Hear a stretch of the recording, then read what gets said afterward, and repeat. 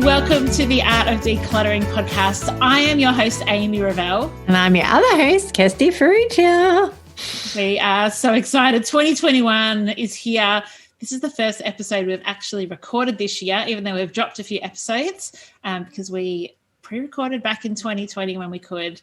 So welcome to Kirst, the new year. Yeah, thank you. It is your year to welcome me into.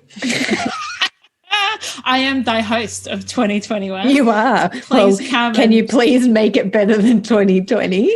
Oh, look, 2020 was an oversight on my behalf.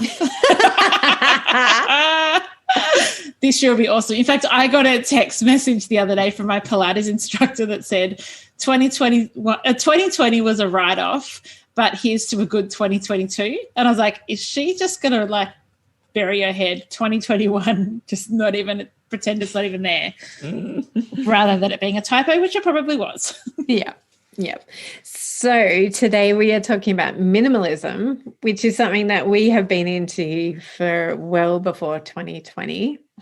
And I have probably been into minimalism and practicing minimalism to a degree, which you'll hear more of soon, but probably since 2010.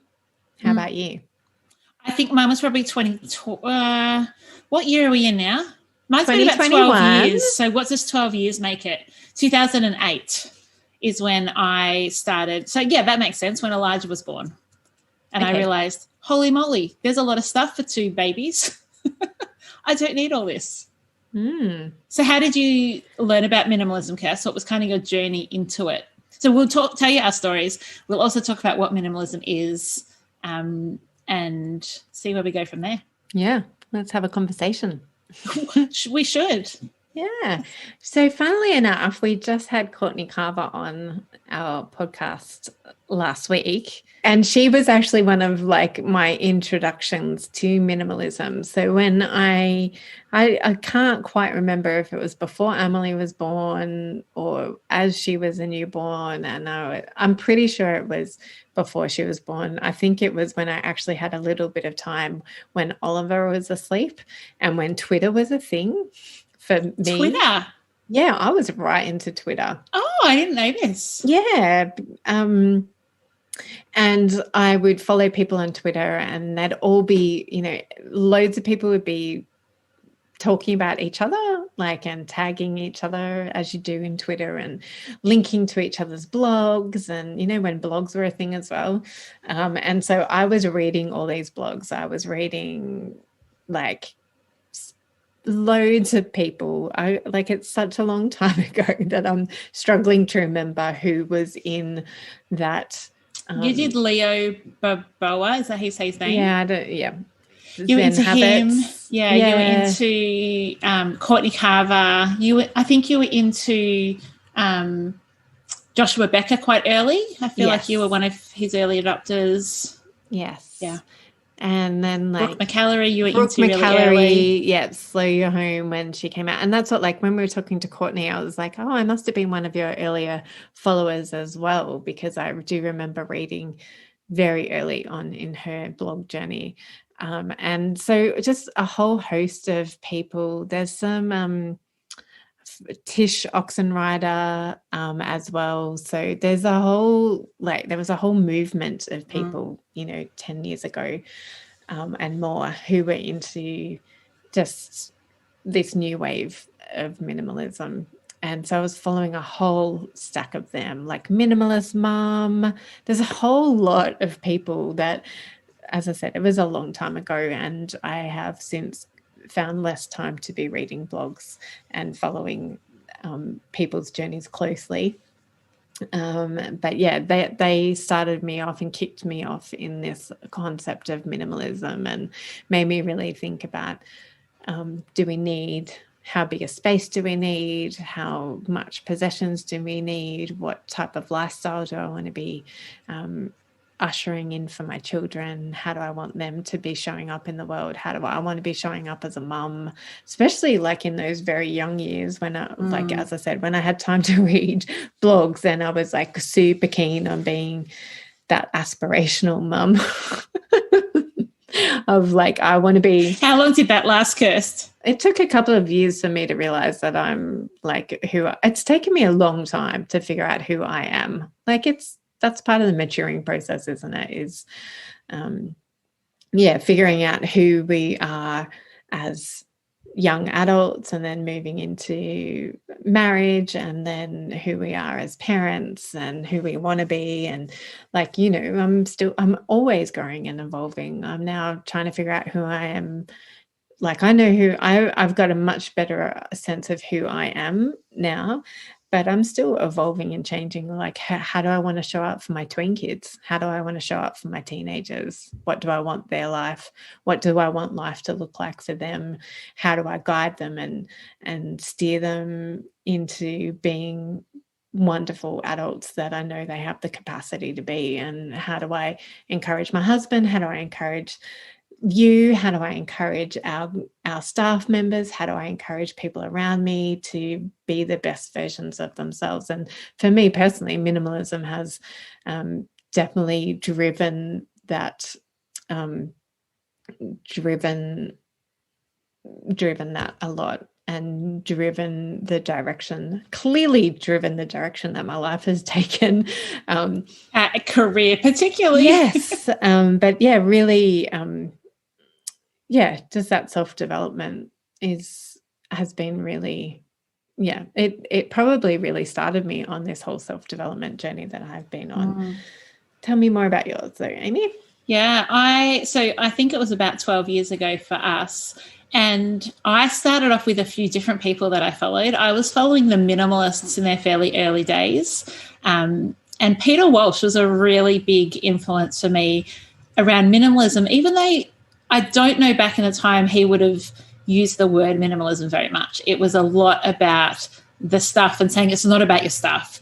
And here's what decluttering brings you, and it brings you freedom and all those type of things. So for me, I think I really started off with minimalism looking like reducing things. So I would estimate we've gotten rid of about 70% of everything that we own over the last 12 years. And predominantly a lot of that was done probably in the first 6 or 7 years. I would struggle now to kind of fill 2 garbage bags of things to donate, just because we are minimalists. We identify as minimalists, and I know you do as well, Kirst. And we just don't have a lot of stuff, and we certainly don't have much stuff that doesn't get used on a regular basis. So my journey came in through a lot of book reading. So I just found blogs difficult to read back in the day. Even though I was a blogger and I used to get paid to write blogs for Mummy Blogs, I found reading on a screen quite difficult. So I was much more of a book person. So I think I just read every book I could get my hands on, mostly through the library, because I was also in the, discovering minimalism and didn't want to buy every book and then have every book. So it was part of that process. And I just love the freedom of like time and stress that we get from not having many possessions. So let's talk about what minimalism is actually. I think that's probably a good point for it. Is minimalism, I think, at times has been looked upon as you move to an off-grid location in the bush, you live in a very small home, you have a couple of dogs, and you live in this caravan / tiny home / container house off the grid, and you don't have any stuff. And you have 1 spoon, 1 fork, 1 knife, 1 plate. Yeah. And you don't have to work because you're self-sufficient, and that's kind of what you do. And that is not the version of minimalism that appealed to me. The version of minimalism that appealed to me was the life that we wanted, which is a suburban family, 2 kids, active kids. Cal and I both work from home, so we have what we need and no more, is kind of the type of minimalism that appealed to me, is like the suburban minimalism. So I also am not attracted by the nth degree minimalism of suburbanism, which is white walls, white floors, white this, no decoration, no indoor plants, nothing out of place. I really like that home that is functional. It still feels warm. I love having art on my walls. So minimalism looks like a bajillion different things for a bajillion different people. Yeah. And so I think when I think of minimalism, I think of having things that you love and you use, and not an abundance of them. So, and there's no right or wrong way, in my opinion, and I know I'm speaking for you as well, in our opinion, to do minimalism. It's about, and our heart for this podcast, our heart for our clients, our heart for ourselves and each other, and our families, has always been about living with intention. And so being intentional about what comes into your home and what you let go of from your home, and knowing that, as I've said, like, our families are growing and changing all the time, and we are changing as people. So, you know, a piece of artwork that we loved 10 years ago, we may not love anymore, and that is fine. That's being intentional and being thoughtful about who it is that we are in this moment, and being able to let go of not only who we used to be, but also who we aspire to be, like, and just trying to be present in who it is that we're called to be right now. And that's very challenging for me, because I am future orientated. So it is, you know, even last night, like, I was looking, or the other night, I was looking at homes to buy, and so I was like, what are you doing? And I was like, look at this house in Noosa, isn't it amazing? And he's like, why are you doing that? So this is just being very transparent with you all, that I struggle with my desire for more, and my desire for the next thing, and my desire for future. My orientation is definitely in the future. And so I do struggle with being present. I want to read out a definition of minimalism that actually the minimalists, so Joshua Field Milburn and Ryan Nicodemus, who I've met, by the way, just got to throw that in, have given. But I thought, when you were just talking about the bigger, better, more, it reminded me, so today I was packing up DVDs with a client who's about to move house, and I saw a DVD in there that actually kind of triggered this story in me, and I thought, I wonder if we've shared this on the podcast or not. But the movie is Robots with Ewan McGregor, and in the movie, like, so it's an animated movie, and all the characters are robots, and the baddies try and trick everybody into wanting upgrades on their robot parts, like kind of spare parts. So kind of the old school, like what our parents would do, is you go to the store, you buy a secondhand arm or leg or hat or dress or whatever the robots needed, and then they would wear that secondhand part.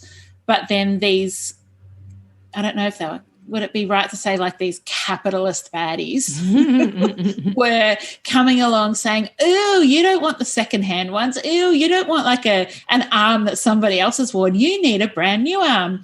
And so they were very much about, so their mantra actually was upgrades, people, upgrades. And so Cal and I often like muck around when we have something and then we're tempted to buy the bigger, better one. Our little rein it back in, baby, is upgrades, people, upgrades. But it's really familiar, isn't it? Like, we as a society have a TV, but we desire the bigger, better. We have a house, we desire the bigger, better. We have a car, we desire the bigger, better. And minimalism is not pursuing the bigger, better, but about being happy with what you've got, but also being intentional with what you purchase, I think. That's our take on it. So let me read out this description that the minimalists give. They say minimalism is a tool that can assist you in finding freedom. This is cool. I'd actually forgotten this was all about freedom, which is our keyword. Freedom from fear, freedom from worry, freedom from overwhelm, freedom from guilt, freedom from depression, freedom from the trappings of the consumer culture that we've built our lives around. Real freedom. Minimalism is a lifestyle that helps people question what things add value to their lives. By clearing the clutter from life's path, we can all make room for the most important aspects of life: health, relationships, passion, growth, and contribution. It's a great description of minimalism. I know, and I've got a really good excerpt from Brooke McAllery's book Slow as well that I Awesome, go loved. for it. Like, as I've said, I think her book Slow should just be, the byline should also be, or the author should also be Kirsty because you put in all the work, or because no, because she and I think so similarly that I go, well, I don't need to write a book, just read Slow to hear my thoughts on this whole take, which is brilliant, isn't it? Yes. And so when I read her book, I was literally like, yes, this is all the things that I think. So here's a bit from her book that I love on this concept of minimalism. So at its core, minimalism is about stripping out excess stuff in our lives in order to make room for the things that matter. But it is so often becomes twisted around the competitive idea of how much should we own, how many items can we live with, how bare the walls are, how tidy the home, how tightly edited the capsule wardrobe. All of these things can be part of a slow, simple life, but Brooke finds many people get overwhelmed at the idea of doing minimalism right, that we essentially swap out the old Joneses for the new minimalist Joneses. Decluttering is more about approaching our home and the things we choose to keep in it with intention. Yes, Brooke, this is why I was saying yes. It's about choosing actively what things to hold on to, what things to let go of, and what things are meaningful to us. There is no right or wrong, like I said, but we do have a choice. By giving ourselves physical space, we're providing buffer and margin and room to breathe. Less stuff means less maintenance, less dusting, less tidying, fewer decisions, and less stress. Removing the excess means more space, more time, more opportunities for things that fill us up. And that is what we are always talking about, like that decluttering gives us freedom from, but also freedom to. So freedom from all this stuff that's weighing us down, and freedom to pursue the things that our hearts actually desire, which is, I know, hard to say for me, is not actually living in Noosa, although it is. One day. Yes, and that's where it is. For us, like going, well, what is our vision for our life? Like, and does that actually line up with living in Noosa? If it does, then let's work towards that. But if it doesn't, stop looking on domain.com.au, Kirsty. Why don't you and I, because we would love to have a holiday house in Noosa, why don't we just go 50-50 in a house? You guys can have it in all the summer months and we'll have it in all the winter months, and we'll just go 50-50 in our house. Cool. The house that I found was 3.5 million. Is that cool with you? You're happy for 50-50? The bathroom floor? No, you just said 50-50. Everybody heard you say 50-50. So, Kirst, if you can come up with 50-50, I'll come up with the other 50-50. What do you mean? We're multimillionaires, aren't we? Can I just give one more description of minimalism that is not about stuff at all, but it's a description I wrote, so fair warning that I think it's great because I wrote it, but I would love to know what you think of it, Kirsten, maybe if others might disagree. But my description is: mindfulness and gratitude are two of the greatest gifts we can give ourselves and our families. Minimalism at its core is a move towards these two values. So minimalism at its core is a move towards mindfulness and gratitude. I 100% agree. Awesome. And just like Brooke, me claiming Brooke's book, I'm claiming your book. You could have written that. Yeah. I love it. Kirst, tell me about what minimalism looks like in your decision making. So if you're out at the shops and the kids say, oh, I want that, or you see something that perks your interest, does minimalism come into play in your decision making? Does minimalism come into play with what you choose to bring into your house, or do you then take things out of your house? Like, what does it practically look like? It practically looks like both. So, yes, when we're at, for instance, like today we were out of the shops to get my son a haircut, but we had to wait an hour and a half to get into the barber that he really wanted to go to. So then we went and looked around the shops because yes. And so we went into a toy store which has games and like whole everything. And my daughter was like, Mum, I really, really want this notebook. And I was like, why? You've got 50 million of them at home. Why do you need that one? And so it is stopping and questioning and getting her to question why it is that she wants that. And not just saying, sure, here's $15, get this notebook. Like, and yeah. And so, yes, it is stopping and being intentional at the point of purchase. And that can often, for me personally, that can often look like walking away from a sale. And also for me personally, this is in no way judgment on anybody else. This is what I have learned to do for my own mental health and wallet, is to not go window shopping. And by that I mean online shopping.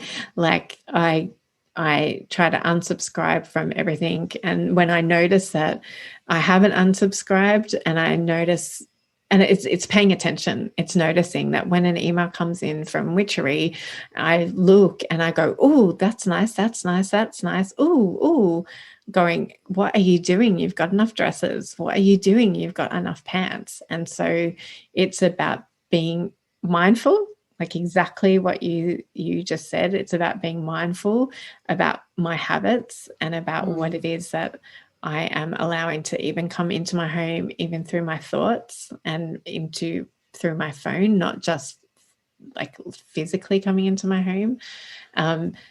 But it is, and it's about being grateful, like going, well, actually, why am I needing that? Like, why am I looking? Am I bored? Am I hungry? Am I angry? Why am I looking at clothes online? Like, what's driving me to look? And then going, well, actually, I have got plenty. I am grateful for what I already have. And then being very intentional, like going, well, actually, I do need something. You know, the kids needed new shoes for school. Yeah. So let's be intentional about that. And let's not be sucked into buying get the second pair half price or get the third pair half price. Going, actually, no, we only need one pair of shoes for both of them. So that's all that we're buying. But I said it's both as well. So I also, things do wear out, or there is a new fashion that if it's clothes, then I do come home and go, okay, I did buy a jacket, for instance, what jacket can be let go of? Or does it even need to be let go of because I bought this jacket because there was something missing in my wardrobe, like I bought this for a particular purpose. So I don't always have to let go of something if it was filling a void, if it was filling a hole. But that's being intentional, like being intentional about what it is that I choose to purchase. What about you, my friend? Oh, so many things. I'm just nodding along. I love that on this topic, like we often say, like we're so different, but then I love the topics and the things we discuss where we're like, oh, I could just have said everything you said, because there's not that many. I know, right? Like everybody, the sky is not falling. We have agreed on something. We agree. Like everything you just said, I was like, yep, we do that. Yep, I like that. Yep, my values. Yeah, which is so good. I have learnt to find greater joy from minimalism than I have from the sparkle of something new.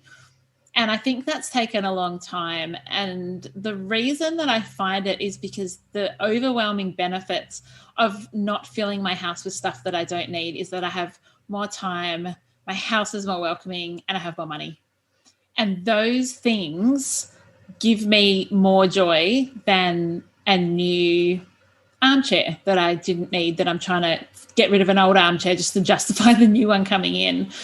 And so sometimes so I've got a particular friend whose house is just beautiful, and she styles it amazingly without going to all the big stores and spending lots of money. Like, she just finds pieces and brings them in. And every time I go there, I'm like, oh, I want to go home and redecorate my house. But then I get home and I'm like, I'm actually really content and grateful with what we have. And so I think the change has been when I go to her house, instead of thinking, and this is what Brooke said, Kirsty, not Brooke, Kirsty said, that you start to compare yourself to the new Joneses, yes. where it's like, well, she's not spending a whole lot of money and their house is beautiful, but that's not what we need right now. And I find, like, I'm quite financially motivated. So it's easy for me to think, well, I could buy that new dress, or I could invest that money or give that money away or spend it on something different. So that is a big factor for me. Like, the finances is something that plays a part. Whereas for Cal, he doesn't care less about the finances of it. Could not care less. And so you also need to find, like, what's going to motivate you towards minimalism, if that's something you want. But the joy of minimalism is, like, so here's an interesting one that I think, Kirst, we will discuss in much greater detail. We've just been waiting to find the right person for it. But finances, I don't have any interest in owning an investment property, because I feel like that is a whole lot of headspace and maintenance and agents and all those type of things. Whereas I'm much more inclined to invest in the share market, because I feel like it's a minimalist choice for me. Because I don't want to have all the additional things to think about and the stress and the moving parts. Like, just give me the simple option and I'll take that. Now, it doesn't mean I'm necessarily making the best financial choice. That's up for debate and not for right now. But I'm making even those type of choices based on my values of minimalism. And I love that you brought that up, because I was just thinking that values is such a strong component of this. And like you said it when you were like, oh my gosh, we agree because we both have the same values in this regard. And it's funny because that's just that one word that stood out to me and just kept repeating in my head. It's about values. It's about values. And so you can totally disregard this episode if your values don't align with us in this regard, because they don't have to. We are not preaching to you that you need to have the same values in any way, shape, or form. We are telling you why we think we think that what the benefits are to minimalism. Yeah, there's benefits too, but you can also come at minimalism through other values. Like you just said, Amy, it could be because you actually really highly value money, and therefore you want to save yourself as much money as possible, and therefore minimalism works towards that value of saving money, because you do only have one spoon, one fork, one plate, whatever that looks like. And freedom is obviously a really big thing for Amy, and that's one of our family core values as well, is freedom. And so we think that minimalism aligns with that value of freedom very well, because we are free, we are more free, we are free from the hold that possessions have over us, and we're free to do the things that we would like to do with our time and with our money and with our space, because we have more of all of them. But here's what's really interesting, Kirst. I'm just picking up on what you said about the people that choose to have one spoon, one fork, or whatever their version of minimalism is if you don't get it right for your lifestyle, it no longer provides freedom. So in our family, if we only had 4 forks, plates, bowls, all those type of things, we lose freedom, because part of the freedom that we love of minimalism is the pop-in or the stay for dinner or the hospitality. And so if we went too far into minimalism and it no longer aligned with our values, we lose the benefit of it. Well, and that's exactly where I was heading to with the values, is that we bang on about this all the time, is figuring out what your vision is for your life, and designing your life around that vision. But that vision always has to align with your values, because you will not stick with a vision if it rubs up against your values. Just like Amy said, one of their core values is hospitality. And if their vision for their life is to have a home that only has 4 things in it, it rubs up against their value of hospitality. So your vision has to align with your values, and therefore you have to question whether or not minimalism in its very, very many forms aligns with your values. And we can see that you can take minimalism in so many different ways, that you could align it with so many different values. And so we would kind of argue that it does fit with many values. But again, it comes back to values. Like, what are your values? What do you value in life? How do you, as a family, or as, even as a person, how do you design your life around your values? Because that's a heart for you, and that flows back into our vision for the art of decluttering, is to be intentional and equipping people to be intentional. And we see minimalism as equipping people to be intentional.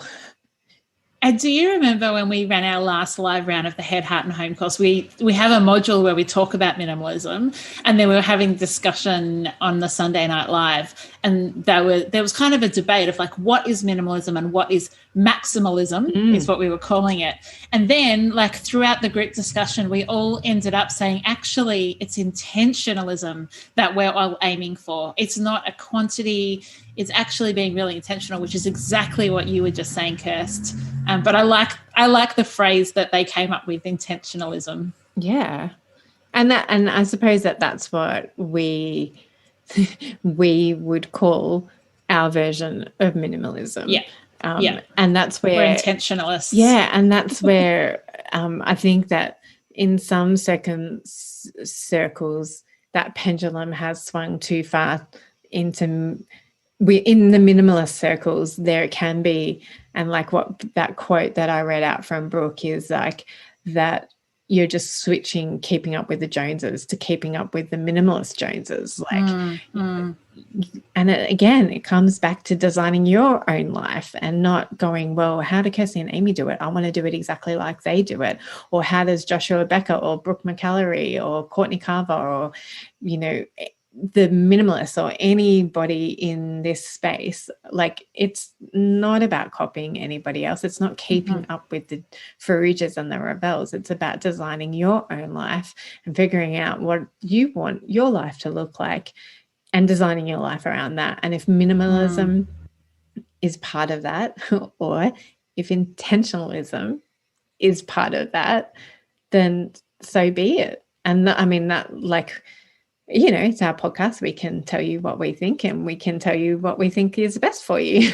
And intentionalism, though, is always best for you. Whether you're a maximalist or a minimalist, intentionalism is key to your gratitude, satisfaction, achieving what you want from life, and general happiness, I would argue. Exactly, because we're encouraging people to design their own life.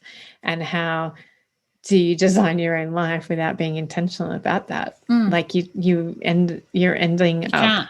Yeah, because then you're ending up following other people's pathways and designing somebody else's life. And that's that whole, like, who am I? Who am I aspiring?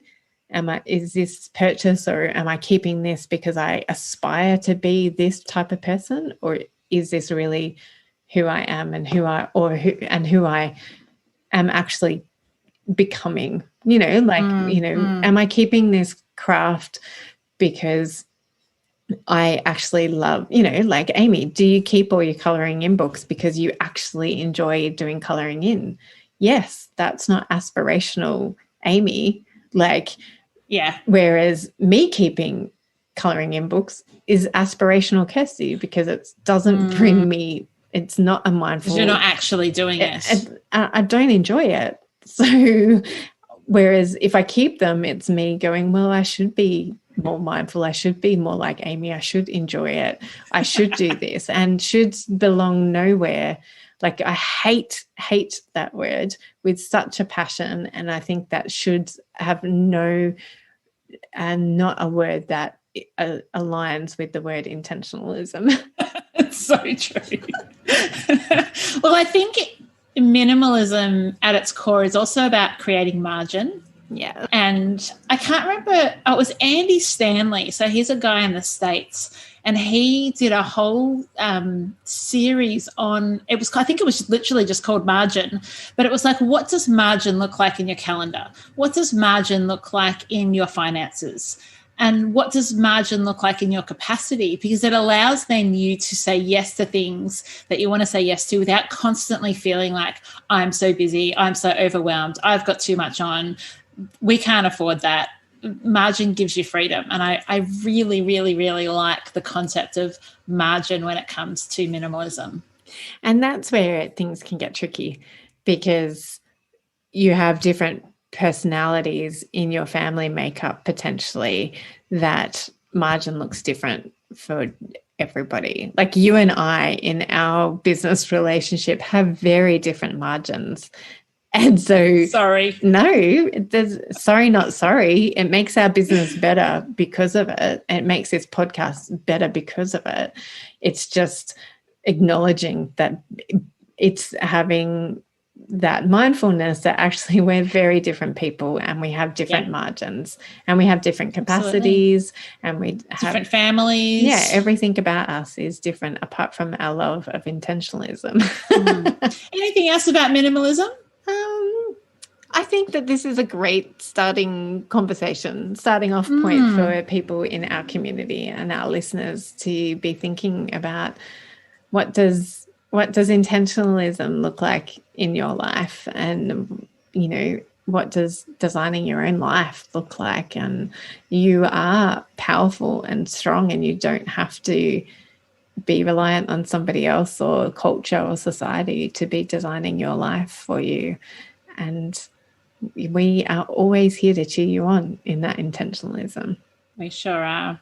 I thought it would be kind of fun to share I won't share the whole of this review, but in the theme of minimalism, usually we receive 5-star reviews on on Apple Podcasts, and people share lovely reviews when they're reviewing our podcast. So we're being very transparent in today's and very vulnerable in today's episode, clearly, because I know where you are heading with this. So let's be vulnerable and transparent. We could have just hidden it in amongst all the good reviews, but we thought, it's not very often that we get a 1-star review. And so I thought it would be fun. It's quite a long review of all the things they don't like about us. Yeah. I'm not quite sure why you kept listening, person. Or why you won't say who it is. Yeah, that's an investment in time into a podcast that you clearly hate. So then we'll come back to a nice review. But this review was a 1-star review, and it's an Australian person that says these are the things they say we are. We're irritating, immature, annoying. They laugh at themselves. The topics are old hat. They don't have any new information. They are boring. They're a turn-off. These are all the adjectives that somebody used to describe our podcast. So the best way to combat 1-star reviews is for you to jump on and leave us a really nice review and tell us that we're not all those things. Or if you want to hear your review read out, feel free to leave a 1-star review and you might hear it in upcoming episodes. But then I would have to actually keep listening if you're leaving a 1-star review. Yep. Anyway. Yeah. Well, how about if I thought we could read a 5-star review, because we get a lot more of those than a 1-star review. So this is from Gladstone, Queensland, left on Apple Podcasts, left a couple of days ago, and it's a 5-star review titled, "Thank You." They say, I'm based in regional Queensland, and this podcast has been a terrific tool for me since 2017 as I've been raising 2 babies. Yay for long-term listeners. It has taught me how to organise each room and space in our home in a realistic us way, and to be really conscious of how much stuff we bring and allow into our homes in the first place. Listening along now helps me with maintenance and inspires me to teach my children how to do these things for themselves. This school holidays, my 6-year-old helped me declutter the laundry space and told me what systems and boxes things should be stored in to help him and his siblings do their thing. I nearly cried with happiness. The little things matter. This podcast is one of those things where if you actually do what these ladies tell you, you and your family will live with more freedom. Totally worth subscribing. Or you just might get annoyed at us, and that's okay too. Each to their own. Thank you, Gladstone. We do love getting good reviews. We do. It's so lovely. And it really helps other people find us too. This week, we want you to leave a review if you are in a regional or rural location. So if you're outside of a capital city, this week is your week based on our regional Queensland person from Gladstone that's left the review. So no matter what country you're in, if you're outside of the metropolitan, we want to hear from you this week. Just jump into Apple Podcasts, rate and review us, leave a 5-star review and let us know what you enjoy, and you will hear it read out in an upcoming episode. So we hope that this conversation has entertained you, not irritated you, and not frustrated you. And we can't wait to hear your story of minimalism, your story of being intentional over in our Facebook group, and anywhere you would like to share it with us. We would love to hear it. We can't wait to continue to cheer you on. Have a great week. See you next week. Thanks for joining us. If you've learnt something awesome today, we'd love you to leave us a review on iTunes or Facebook so others can find our podcast too. Don't forget you can see the show notes in your podcast app or over at our website, artofdecluttering.com.au. So if there's anything you want more info on, check it out there. If you'd like to join our supporter community, you can do so over at patreon.com/theartofdecluttering. We hope you have a great rest of your day and enjoy the freedom.